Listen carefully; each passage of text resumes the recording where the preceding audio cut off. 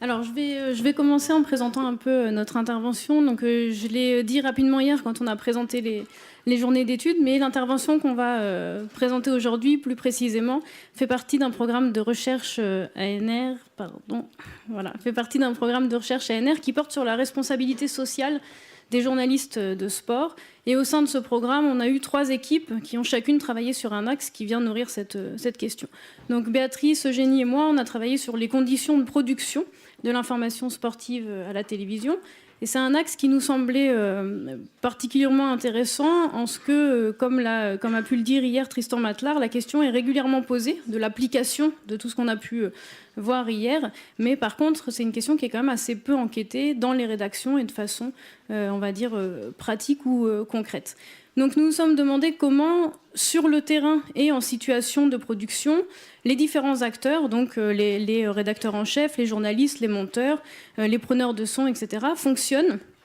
Et donc la façon dont se pose ou non, finalement, la prise en compte des injonctions, qui sont les injonctions à la diversité qu'on a pu déjà aborder à la fois hier et ce matin. Donc la démarche nous permettait de souligner finalement que le sujet est extrêmement large et que c'est un sujet qui englobe aussi bien les processus de recrutement des chaînes, les formations dans les écoles, en journalisme ou ailleurs, puisqu'il n'y a pas que les formations en journalisme, et les contraintes extérieures donc, qu'on a déjà commencé à aborder ce matin, et notamment la question de l'audience, la question de la ligne éditoriale, la question des moyens techniques, etc. Donc ça nous permet surtout de rappeler à nous qu'il ne faut pas finalement être aussi média-centré, et donc voir que les journalistes ne peuvent pas être analysés en dehors d'un système qui est déjà le système sportif, de son fonctionnement, etc., mais aussi d'un système le plus large, qui est le système culturel. Alors cette intervention, elle résulte d'une enquête de terrain qu'on a menée entre 2015 et 2017, et pour laquelle on a mobilisé les 4 méthodes complémentaires que vous voyez ici et qui sont des méthodes qui sont permises par un temps long sur le terrain. Donc on a fait à la fois des observations au sein des rédactions en période de production routinière, c'est-à-dire à des moments où il y a des émissions, on va dire, classiques. On a fait des entretiens biographiques avec 3 types d'acteurs, donc soit des cadres intermédiaires, soit des journalistes, soit des chefs de production. Et on en a fait aussi, donc quand on a mis journaliste, c'est vraiment au sens large. Et pour finir, des observations ethnographiques, donc on a pu mener au championnat d'Europe et au championnat du monde d'athlétisme, donc là à Londres cet été, et des entretiens qu'on appelle nous des entretiens de débriefing qui viennent en fait de cette observation anthropologique. Donc ça veut dire cette idée de pouvoir poser des questions après être allé sur le terrain par rapport à ce qu'on a pu percevoir. Donc demander un retour qui soit aussi un retour réflexif par rapport à des choses qu'on a pu constater. Donc ces méthodes sont complémentaires et nous permettent d'avoir des discours à la fois de présentation de soi, mais aussi des observations d'action du travail finalement qui est en train de se faire.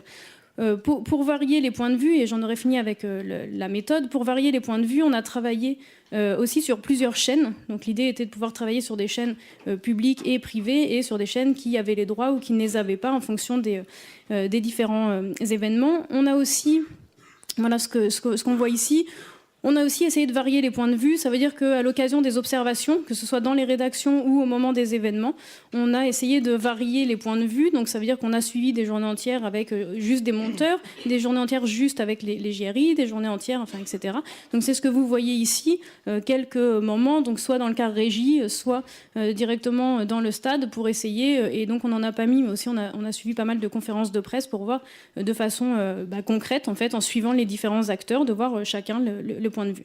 On a aussi travaillé dans une perspective, et c'est ce qu'on présentera tout à l'heure, avec donc à la fois des Français, mais aussi l'Italie, donc les chaînes italiennes, Eugénie le précisera un peu tout à l'heure, et aussi espagnoles, la raison pour laquelle notre collègue est là et présentera aussi donc, ce fonctionnement.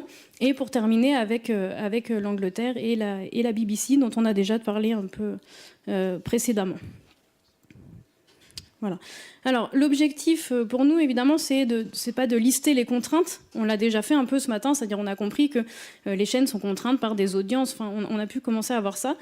L'objectif pour nous c'était de pouvoir décrypter la façon dont ces contraintes et les évolutions actuelles, le numérique, ce qu'on a pu dire tout à l'heure, le fait que est-ce qu'on regarde encore 3 heures ou pas une retransmission, donc voilà, toutes ces évolutions vont faire évoluer les rapports de force entre les acteurs et donc vont influencer la production finale et la place des discriminations finalement dans ce processus. En tout cas, c'est ce qu'on a essayé de montrer ici. Donc je vais essayer d'aller un peu plus vite. Avant que Béatrice explique les évolutions, juste pour rappeler comment ça fonctionne, les chaînes vont se déplacer pendant les événements. Quand elles se déplacent, on a un signal qui est produit par généralement un broadcaster local, et les chaînes vont pouvoir récupérer les images en fonction des droits de diffusion, etc. Et donc c'est ce que vous voyez ici, donc là, qui concerne la RAI. Et voilà. En fait, ça va ressembler à ça. Quand vous arrivez, vous allez avoir le schéma du stade et les différents emplacements des studios des différentes chaînes. Et ça veut dire que chacun va aménager, pour montrer aussi que ça résulte quand même de choix. Et donc chacun va pouvoir l'aménager. Donc là, vous avez l'exemple du studio qui a été mis en place pour la RAI. Vous avez l'exemple de celui de France Télé, vous avez celui ici. Donc je passe très rapidement, c'est juste pour voir que les espaces dépendent aussi de l'argent qu'on y met, de la taille qu'on a choisie, etc., mais aussi de l'aménagement. Ça veut dire combien on fait venir de personnes, de consultants, comment on les installe, et ça va influencer sur la production qu'on va pouvoir trouver, sur le mode de discussion qu'on va mettre en place. On en voit ici encore un autre exemple avec un plateau qui était beaucoup plus grand, avec d'autres choix qui peuvent être effectués. Ça va jouer aussi sur les zones mixtes. Donc on peut le voir ici, puisque les athlètes vont sortir et puis faire le chemin qui est là pour monter. Et donc ça veut dire que la place que vous avez en zone mixte, c'est quand même assez importante, parce que si vous imaginez être tout en haut, si les athlètes s'arrêtent à chacun, vous imaginez qu'arriver en haut, c'est un peu plus compliqué. Donc l'organisation spatiale va aussi impacter la production. Pourquoi ? Parce que j'essaye de faire une petite... Donc là, c'est vu d'en haut. Donc vous voyez que les athlètes vont passer en fonction des chaînes, des demandes et de s'ils veulent ou pas. Voilà. Et puis pour finir, tout ça va terminer dans l'écart régie. Ça veut dire que le réalisateur, lui, aura accès aux différentes images des lieux qu'on a précédemment listés. Donc ça veut dire qu'en fait, c'est assez contraignant. Donc là, c'est l'intérieur. Et puis, je ne vais pas détailler puisque Laurent le fera tout à l'heure, donc plus un focus. Mais voilà, là, c'est un exemple de la BBC, ou non, c'est de la RAI, là, en l'occurrence. Voilà, donc là, vous voyez à l'intérieur le fonctionnement. Les cas régis sont un peu organisés différemment, mais ça veut dire qu'on est déjà assez contraint par les images qu'on va recevoir. Alors moi, cette étude, l'étude qu'on a menée, elle a un double apport, c'est-à-dire qu'on n'aura pas le temps effectivement de détailler, mais une description fine des processus de production, et parallèlement, comme vous l'avez compris, c'est une analyse du système de contraintes. Donc on ne va pas revenir sur certains aspects qui structurent le travail des journalistes, qu'on a déjà vu dans d'autres ateliers. Donc là, on les rappelle, il y a des aspects organisationnels, des aspects sectoriels et des aspects éditoriaux que, bien évidemment, on tient en compte dans notre analyse. On réintroduit à chaque fois, pour chaque chaîne, ces éléments-là. Alors, dans une première partie, on va vous exposer un petit peu les conséquences de l'obtention ou non des droits de retransmission, mais sur la production de l'information sportive. Dans une seconde, on va aborder les logiques de communication des chaînes. Et enfin, dans une troisième partie, on reviendra sur les caractéristiques éditoriales de l'information sportive. Alors, avoir les droits ou pas, l'information sportive produite dépend effectivement beaucoup de la propriété ou non des droits de retransmission. Ça va influer sur les budgets qui vont être alloués aux équipes, et ça va aussi jouer sur les dispositifs techniques qu'on va déployer sur place au moment de l'événement, mais aussi sur la composition des équipes et l'organisation du travail. Et par ricochet, ça veut dire que les responsables des services sport, quand ils décident combien et qui envoyer sur place, ils doivent tenir compte de ces contraintes, notamment budgétaires. Mais c'est pas les seuls. C'est-à-dire que dans ces arbitrages vont intervenir aussi des questions liées à l'héritage de politiques managériales actuelles ou précédentes. C'est-à-dire qu'ils doivent faire avec les équipes qu'ils ont, les compétences qui sont à leur disposition, mais aussi avec les routines collectives de fonctionnement de ces équipes. Ils doivent faire aussi avec ce qu'on verra en sociologie du journalisme, c'est-à-dire les propres modes de fonctionnement d'une profession, c'est-à-dire les rivalités, les affinités, les inimitiés entre journalistes, mais aussi entre encadrants, et entre journalistes et encadrants. J'ai pas le temps de faire un cours de sociologie du journalisme, c'est une profession particulière où la rivalité est forte, etc., etc. Surtout à la télévision. Et dans ce contexte, une des stratégies, par exemple, mobilisées pour les journalistes, c'est pour être choisi au moment des événements, c'est en amont de traiter, de réaliser des sujets en amont de l'événement sur des athlètes dont ils savent qu'ils vont compter médiatiquement au moment de l'événement. Comme ça, ils ont plus de chances d'être choisis, etc. Donc se pose aussi la question du choix des consultants. Et là aussi, il y a plusieurs facteurs qui interviennent. Les compétences techniques, certes, la capacité de s'exprimer à l'antenne, mais aussi la notoriété publique du sportif ou de l'ex-sportif. Et s'interpose aussi parfois des arrangements politiques entre les directions des chaînes, avec les organismes sportifs ou même entre le service des sports et les directions des chaînes. Donc si on essaie à partir de tous ces éléments-là de proposer une cartographie des chaînes que nous pouvons proposer, enfin que nous pouvons exposer, on a identifié, en tout cas pour l'instant, 2 modèles pour les chaînes qui ont les droits de retransmission et qui disposent des moyens techniques, de personnel, qui produisent des contenus propres sur place et qui ont aussi des responsables éditoriaux sur place. D'accord ? Donc celles qui ont les droits de retransmission. Alors là, on le voit, comment la une d'aujourd'hui de l'équipe, comment devenir millionnaire, etc., les droits de télé, enfin moi je ne reviendrai pas là-dessus, on en a discuté ce matin.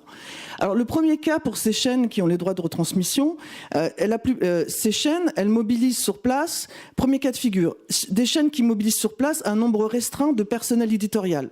Ce noyau dur est en CDI. Et par contre, elle va ajouter à ces permanents des consultants, mais aussi des reporters qui vont être embauchés pendant l'événement, voire même sur une seule prestation. Ces chaînes, généralement, se caractérisent d'un point de vue éditorial par le fait qu'elles ne produisent pas de sujets magazines. Elles se concentrent sur le direct, sur les événements, avec toutefois l'avantage d'avoir des images additionnelles, enfin exclusives en dehors du flux, parce qu'elles ont payé l'emplacement de caméras sur le stade. Alors aussi, ce qui est intéressant, et elle travaille beaucoup sur les interviews dont la zone mixte dont on vient de parler. Une séparation nette dans ces chaînes est maintenue entre commentaires et présentation. Et dans l'organisation du travail, c'est des chaînes qui ont tendance à organiser sur place des conférences de rédaction quotidiennes. Après, dans les chaînes qui ont les droits de retransmission, deuxième cas de figure, concerne les chaînes qui mobilisent sur place des équipes, là, avec une séparation plus forte des métiers. Notamment, on va trouver, effectivement, on n'est pas dans des rédacteurs, des GRI, des monteurs, des preneurs de son. Elles ont un recours, celles-ci, plus limité aux professionnels non titulaires, pigistes, intermittents du spectacle, etc. Il y en a, mais de manière plus limitée. Elles n'ont pas de conférences de rédaction quotidienne, mais elles vont organiser le travail des journalistes par des listes par WhatsApp, par exemple. Et puis, elles ne séparent pas forcément le commentaire de la présentation et elles réalisent des sujets magazines, ce que ne faisaient pas les premières, en plus des interviews. Et face à ces 2 modèles de chaînes qui ont les droits de retransmission, on a un autre modèle qui concerne les chaînes qui n'ont pas les droits de retransmission, mais qui peuvent éventuellement avoir des accords avec une chaîne qui a des droits de retransmission, donc ils vont leur donner à un moment donné, ils vont leur prêter des accréditations, ou encore ça peut être des chaînes qui ont fait le choix, enfin qui n'ont pas le choix, qui n'ont pas les droits de retransmission, mais qui vont avoir par contre des droits exclusifs sur des espaces d'athlètes hors stade. On peut le dire clairement, c'est public. Ça a été le cas des SFR cet été, au championnat du monde d'athlétisme, qui avaient les inside. On appelle les inside, c'est pas inside à l'intérieur du stade. Elles avaient accès à l'hôtel des athlètes, etc. Et de manière exclusive, les autres rédactions, les autres chaînes ne pouvaient pas suivre dans certaines zones les athlètes. Alors ces chaînes, elles se caractérisent par quoi ? Elles envoient sur place des équipes sans aucun support logistique ou très peu.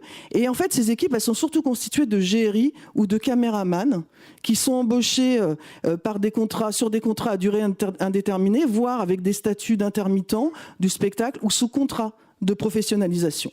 Alors les orientations éditoriales, comment on organise le travail de ces petites équipes, les orientations éditoriales sont données par téléphone depuis Paris ou depuis une autre ville. Ils produisent des sons et des images et ils les envoient directement à la rédaction à Paris. Le montage et le mixage du sujet sont parfois réalisés à la rédaction de la chaîne.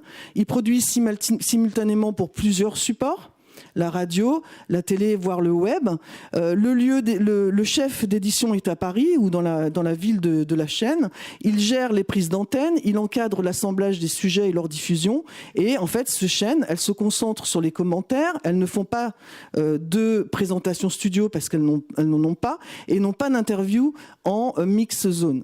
Donc en fait, on s'aperçoit que leurs matières premières et les ressources informationnelles sont extrêmement limitées pour ces équipes-là. Ils ont les conférences de presse, les relations avec les fédérations, les lieux de tournage. On voit bien qu'ils ne peuvent pas tourner où ils le veulent puisqu'ils n'ont pas d'accréditation, c'est compliqué pour eux. On demande une extrême polyvalence et productivité aux producteurs. Et pourquoi ? Parce que les équipes sont restreintes. Alors on va passer à la deuxième partie sur la communication des chaînes. Une des conséquences de la partie précédente sur avoir les droits ou pas pour les chaînes, c'est de devoir valoriser l'événement. Ça a été dit tout à l'heure. Nous, ce qu'on a essayé de voir, c'est comment ça fonctionnait au moment de la production même. C'est-à-dire qu'il faut rentabiliser en partie les droits qui ont été dépensés. C'est un processus qui est très ancien. En fait, on sait que sport et médias se sont développés conjointement et que les premiers organisateurs du sport étaient les médias, notamment, je pense au cyclisme. La différence, par contre, maintenant, c'est que les enjeux économiques et la nécessité, finalement, pour les entreprises médiatiques, y compris les entreprises publiques, finalement, de raisonner comme toute chaîne marchande à partir d'un produit qui, lui, relève de l'information, donc avec toutes les contraintes qu'on connaît là-dessus.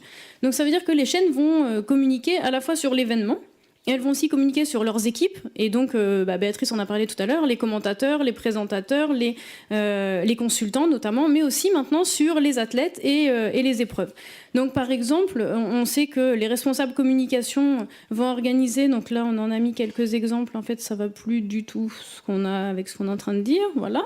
On a mis quelques exemples ici. En fait, les responsables communication des différentes chaînes vont organiser elles-mêmes le déplacement de journalistes, plutôt de presse écrite, donc en les invitant pour pouvoir avoir des retours au moment des événements sur les présentateurs, commentateurs ou journalistes qui sont présents. Donc on peut le voir ici, c'était le cas au moment cet été, au moment des championnats du monde, par exemple, sur Nelson Montfort, mais ça veut dire aussi qu'on va faire des portraits de Stéphane Diagana, ou ça veut dire aussi qu'on va communiquer sur le fait d'avoir les droits ou pas, sur la position, finalement, qui est la position de la chaîne, et généralement, on va le faire en tout cas en personnalisant et personnalisé via les figures publiques, donc à savoir les journalistes ici ou les consultants. Ça veut dire aussi qu'on va valoriser les consultants, y compris par les publicités qu'on va pouvoir trouver notamment au moment des Jeux Olympiques comme un produit d'appel. En fait, on va vraiment personnaliser et ça se fait beaucoup en radio, il n'y a pas qu'en télévision. On va aussi à cette occasion montrer, quand on féminise une chaîne, parce qu'en fait c'est beaucoup plus facile à montrer de fait, donc on va pouvoir aussi exploiter cet élément-là. Et les chaînes vont, pour finir, développer un discours managérial de réinvention du journalisme. Ça veut dire notamment, et j'entends ici toutes les expressions autour du journalisme incarné. Ça veut dire cette idée de passer à une mise en valeur des noms, et notamment avec l'évolution qu'on connaît via les réseaux sociaux. Et ces réseaux sociaux vont avoir aussi un impact sur les carrières des athlètes, mais aussi des journalistes et des consultants, des présentateurs, etc. Enfin, dans les différentes chaînes, on va finalement, peu importe le pays et peu importe les chaînes, on voit se mettre en place un vrai phénomène de teasing par rapport aux droits qu'on a pu obtenir pour essayer d'augmenter un peu l'audimat. Alors, ça veut dire que dans les différents quarts régies dans lesquels on a pu circuler, on va entendre à plusieurs reprises, allez, maintenant on va teaser sur la finale, il faut absolument être présent, ne pas louper ce moment d'histoire, etc. Donc ça veut dire qu'on vous oriente vers ce qui semble être le moment le plus important, ou en tout cas ce qu'il faut faire. C'est intégré par les JRI et les rédacteurs qui sont sur le terrain et qui vont venir proposer au chef d'édition des sujets, et au moment de les proposer, ça va être de dire, là on va faire monter un peu la pression juste avant la finale de tel ou tel athlète. Donc ça veut dire qu'on a un processus du point de vue éditorial qui va venir limiter le choix et donc limiter une éventuelle diversité des athlètes, mais aussi des épreuves, en devant finalement faire des choix avec les athlètes qui sont les plus rentables, si on peut dire, ou en tout cas qui sont attendus. Donc on va revenir sur les attentes du public, sur les athlètes qui sont présents, donc en termes d'audience, d'audimat, etc. Mais ça veut dire que ça contraint aussi assez fortement les positions des journalistes qui doivent gérer aussi leur carrière, notamment par l'image, le nombre de followers qu'ils vont avoir, les personnes qui sont en mesure, puisque finalement ça revient aussi à ça, c'est est-ce qu'on est capable d'accéder à tel athlète, et donc cet athlète de le faire venir, notamment je pense aux athlètes étrangers pour quand c'est une chaîne française. Est-ce que la RAI est en mesure d'avoir des athlètes qui ne sont pas juste les athlètes italiens? Donc, et c'est là aussi en fait de montrer les rapports de force qui vont jouer sur la carrière des journalistes et qui contraignent en fait ce fonctionnement. Alors le poids de la communication, de la même façon, il n'est pas du tout nouveau. Par contre, ce qui est nouveau, c'est qu'il me reste plus que 5 minutes. Ce qui est nouveau, c'est que les rapports de force, par contre, sont beaucoup plus, beaucoup plus présents et vont restreindre à nouveau, finalement, les choix éditoriaux, ou plus ou moins, ou plutôt, on va dire, la place des journalistes dans ces choix éditoriaux. Et là, c'est un élément qui est assez important, et c'est quelques exemples qu'on a pu mettre ici et qui concernent l'ensemble des chaînes. Ce que vous voyez en bas, ici, ça concernait aussi l'Italie, c'est de montrer qu'en fait, les fédérations, mais aussi les sponsors, mais aussi les athlètes vont avoir chacun à leur niveau des responsables, des agents, des chargés de com, etc., qui sont là pour, là aussi, aider les journalistes. Et en aidant les journalistes, eh bien, ça veut dire aussi leur dire ce qu'il faudrait aller voir, les épreuves qui sont les plus intéressantes, les petites histoires qui sont celles qui pourraient fonctionner. Ça veut dire qu'en fait, on suggère un choix. C'est-à-dire que la question de la sélection et de la hiérarchisation de l'information, qui font partie des basiques pour les journalistes, sont fortement ici contraintes. Donc on le voit aussi en termes de... Et là, on reste sur de l'athlétisme. C'est-à-dire que c'est quand même beaucoup moins marqué que ce qu'on a pu montrer, par exemple, dans le foot, à l'occasion d'autres travaux de recherche. Mais ça veut dire que là, et vous le voyez, là, ça concernait un faux sport, mais ça vous montre que vous êtes dans un cadre contraint. Il y a quand même tous les journalistes autour, et donc vous avez globalement 2 minutes par média pour pouvoir faire l'interview en tête à tête. Donc ça veut dire que vous êtes quand même relativement contraint, y compris en termes d'image. C'est-à-dire que pour essayer de faire une image qui soit pas la même que celle des autres, au vu de l'espace qui va être organisé, soit par la Fédé, soit par le sponsor, ça rend les choses quand même un peu plus compliquées ici. Donc ça veut dire que le point de rencontre, je vais avancer un peu trop vite, le point de rencontre finalement entre les chaînes de télévision et les fédérations, les sponsors, etc., va se faire autour de la valorisation des valeurs du sport. Et c'est ce qu'on va retrouver finalement, c'est-à-dire le point commun qui fait que chacun pourrait s'y retrouver, un peu ce qu'expliquait hier Réjeanne Sénac sur l'idée de win-win. Ce serait de dire qu'on va y gagner chacun si on valorise ensemble le sport via des valeurs qui seraient supposées être des valeurs partagées, et notamment celle de l'athlétisme. Un des éléments faciles pour l'athlétisme, ça va être de le mettre en contre par rapport à d'autres sports, notamment le foot, et de pouvoir le valoriser en disant c'est quand même plus sympa de valoriser ce sport-là qui est méconnu, qui vient que de temps en temps. Et donc reprendre quelques exemples qu'on voit de façon assez sporadique, et notamment je pense à tous les lancers de marteau, etc. Et je vais peut-être finir là-dessus. Ok, et moi je vais rajouter une couche, parce que même pour les chaînes qui ont les droits, la majorité et ça contraint le travail des journalistes, enfin des équipes éditoriales, c'est que la majorité et les principales matières premières informationnelles ne sont pas produites par les journalistes. C'est-à-dire que le choix, et ce qui va du coup effectivement influer le choix des sujets, des angles, des personnes interviewées, puisque la place des images fournies par l'host, le flux, est importante. De même que se pose la question des accréditations. Les zones d'accès aux différentes zones sont imposées par l'organisateur de l'événement. Bien évidemment, ces conditions dépendent de contrats commerciaux qui vont être signés avec les chaînes et des contraintes qui viennent s'ajouter à toutes celles que l'on a vues précédemment. Alors ces accords influent sur les images des événements sportifs dont disposent les chaînes, puisqu'elles dépendent, elles sont définies par les emplacements des caméras du flux, enfin des hosts, dans une marge et on peut avoir éventuellement une marge de manœuvre si on peut payer un coût supplémentaire pour avoir une caméra divergée sur le stade, en plus de la production de l'host. De ces accords aussi dépendent les types d'accréditation accordés aux journalistes, ce qui est possible ou non de filmer, et l'accès à différentes zones ou non. Alors certaines équipes n'ont aucun accès, ce qui du coup a une incidence sur les lieux où on peut tourner, avec qui on peut accéder, etc.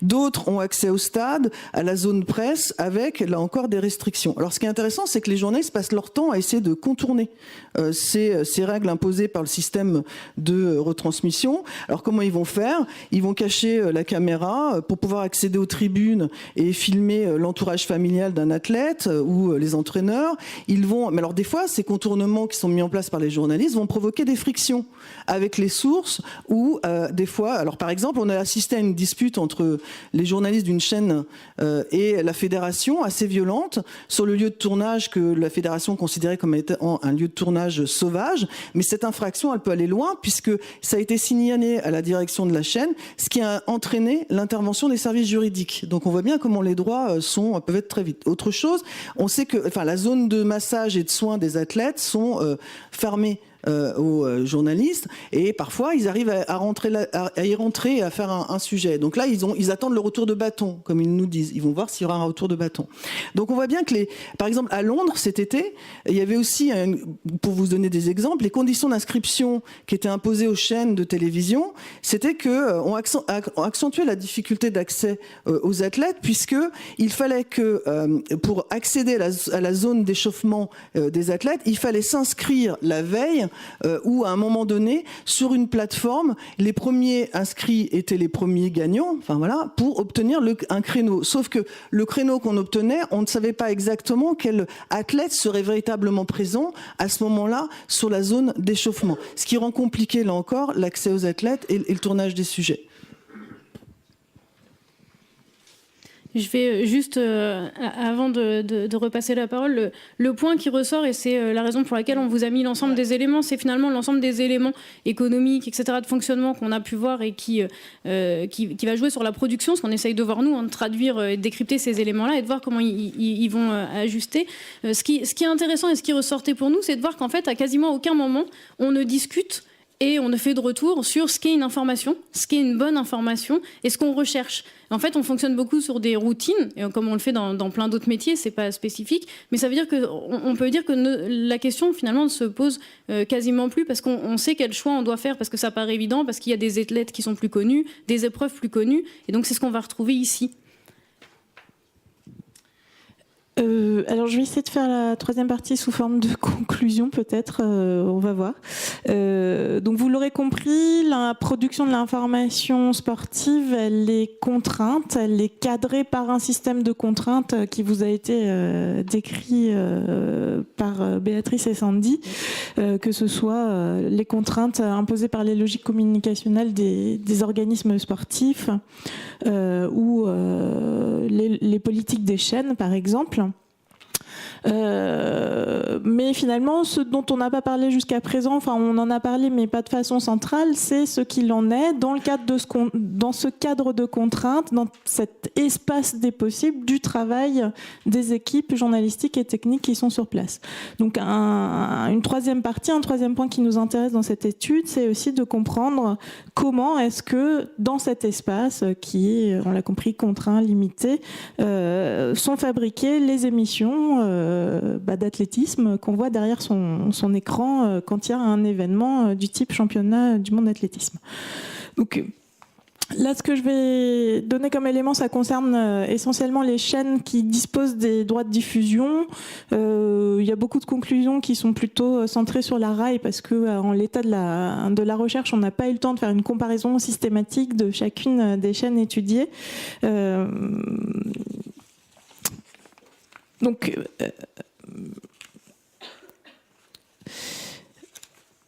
comment est-ce qu'on fait la couverture médiatique d'un événement sportif quand on a les droits de diffusion? Eh bien, il y a un enjeu le terme est peut-être mal choisi, de personnalisation, de singularisation de l'information. Comment est-ce qu'on fait une couverture des championnats du monde made in Italy pour la RAI, made in France pour France Télévisions, etc. Donc, déjà, il y a des choses classiques à étudier, hein, la ligne éditoriale, c'est-à-dire les lignes directrices qui vont guider le travail journalistique à chaud.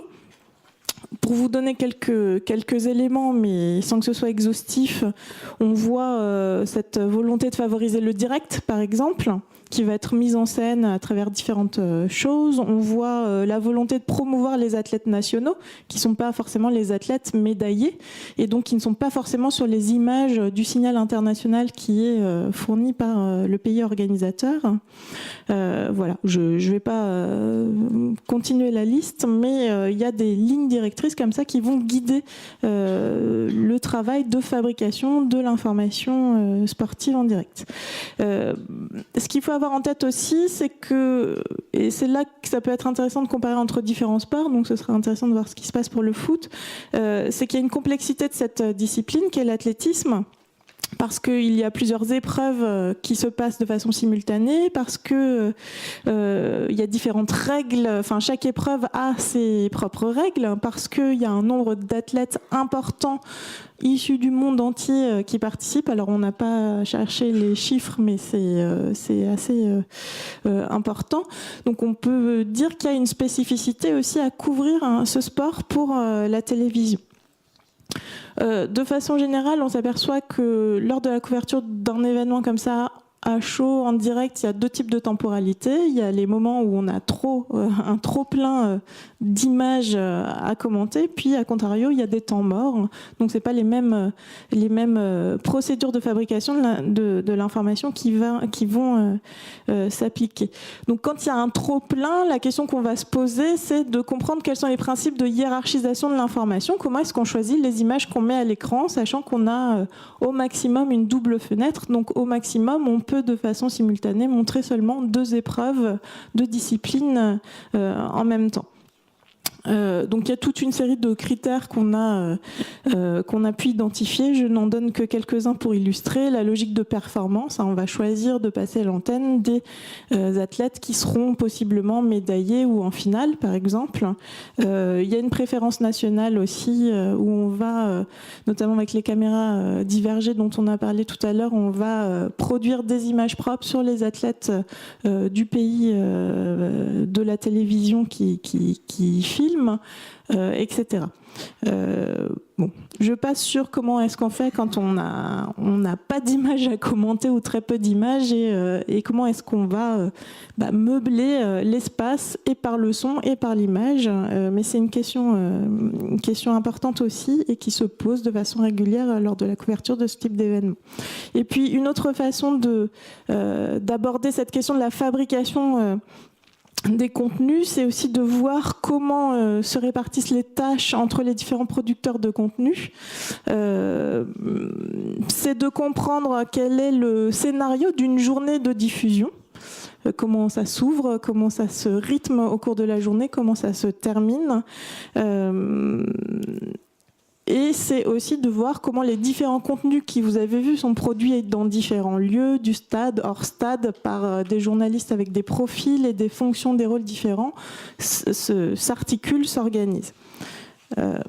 Moi, ce que je peux dire sur la RAI pour finir, c'est que j'ai eu le sentiment d'une production, et ça confirmera ce qui a été dit précédemment, d'une production qui est extrêmement routinisée, d'un fonctionnement qui repose sur une compréhension implicite entre les différents acteurs de ces processus de production complexes qui mettent en jeu et des choix éditoriaux et des choix techniques et de réalisation, qui a un vrai sens pratique de l'information sportive qui est lié certainement au profil des journalistes et des professionnels qu'on voit travailler, qui ont une longue expérience professionnelle dans le domaine, dans la couverture de l'athlétisme. Il y a aussi un autre point qui m'a frappé pour la RAI, c'est le rôle que revêt le chef d'édition, c'est-à-dire le seul journaliste qui est en régie. En tout cas pour le cas de la RAI, il y a un journaliste en régie. C'est vraiment le chef d'orchestre qui va permettre l'assemblage des contenus, qui va décider en dernier lieu. Donc on a vraiment une structure très pyramidale du cheminement décisionnel. Et donc la question sur laquelle je terminerai, est-ce que ce sens pratique de l'information, cette organisation pyramidale du cheminement décisionnel et puis la division stricte des tâches que j'ai pu observer aussi entre les différents acteurs de ce processus sont des conditions qui sont nécessaires à l'élaboration de contenu dans des conditions bien particulières qui sont celles du direct et avec des contraintes techniques de son, d'image qui sont très fortes. Voilà.